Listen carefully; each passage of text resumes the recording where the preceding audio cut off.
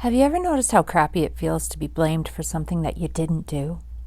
Or have you ever been in a situation where you so desperately want someone to take responsibility for their part in whatever it is that's happening?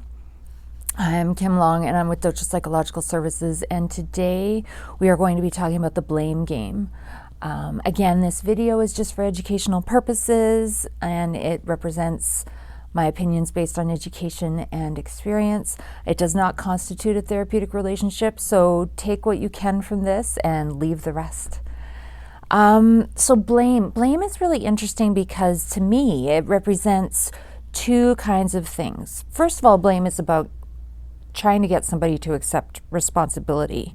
And it's a really icky feeling because it triggers feelings of guilt and shame in whoever it is that's being blamed, whether it's yourself or somebody else.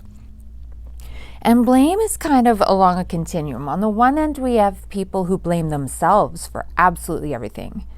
And then on the other end, we have people who will take no responsibility whatsoever for anything that they ever do. I invite you to consider, where are you on that continuum? Because either one can really affect relationships. So anyway, today, instead of going into the continuum and other information about how blame occurs and our desire to blame, because there's some great articles out about that, and we will provide a link for you to one of them. To me, I just want to talk about 2 points that I've noticed when it comes to blame. The first one is it's a really great way to shift guilt and shame outward, because we don't like to feel it. So if a situation happens and someone's blaming us for something, we automatically want to do a tit for tat and blame them for something else. And sometimes we blame them for things that have nothing to do with the situation that we're talking about. It's just you stung me, so I'm going to sting you back because you've triggered a knowledge that I did something that wasn't great. So you made me feel that way, so I'm going to blame you back. And it turns into this kind of conflictual situation that doesn't need to happen.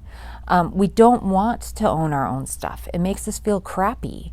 When we do own our own stuff, though, then we can take steps to mend the relationship and make things a little bit healthier. But sometimes it's hard to pause when someone's blaming us, or when we have a desire to blame somebody else. It's hard to pause and say, what is that actually about for me? What is it that I'm trying to maybe not take responsibility for myself? Or in what ways did that person actually hurt me that I need acknowledged? Rather than talking about the stuff, it's helpful to talk about the underneath. The second thing that comes with blame that I find is a theme with it is we're trying to understand something so we can have control over it. So for example, I think about when my mom was diagnosed with cancer. It's this desire to figure out how it happened, because then if I can blame that one thing, then we can change it. Then we can pretend that we have some semblance of control. And sometimes, the thing that we're blaming did actually cause the event, but it doesn't change the fact that the event happened or that we feel poopy about it. It's a way of delaying our grief. It's a way of pushing off whatever emotions we feel that make us feel uncomfortable, because we're focusing on it cognitively. And we're saying, if I can just find the solution, then I can change it, or I could prevent it, or I could protect myself or protect others. It comes again from that place of fear. And again, it goes away from the stuff and into that emotional place.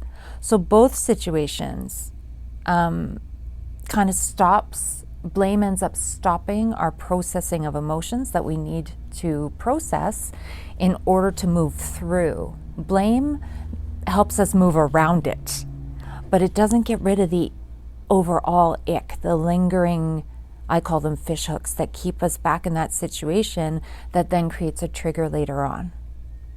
So the blame game, although sometimes in the moment it provides instantaneous relief and some reprieve from the ick for a moment, it doesn't actually help us out long term. So I invite you to think about something that you've been blaming others for, or that you've been blaming yourself for, and ask yourself, what is this really about? What hurt am I holding on to, and how is that helping me to hold on to it? What am I trying to serve here? And see if you can figure out a different way to provide yourself with some relief. And in the meantime, as always, we're here for you. You can contact us through our website or any of the other multitude of ways that you could contact us. And just know that we see you. We know this kind of thing is hard, and we're here to help you through it. So until next time, you just take care of yourself and stop blaming yourself for stuff. Be gentle with yourself. Bye for now.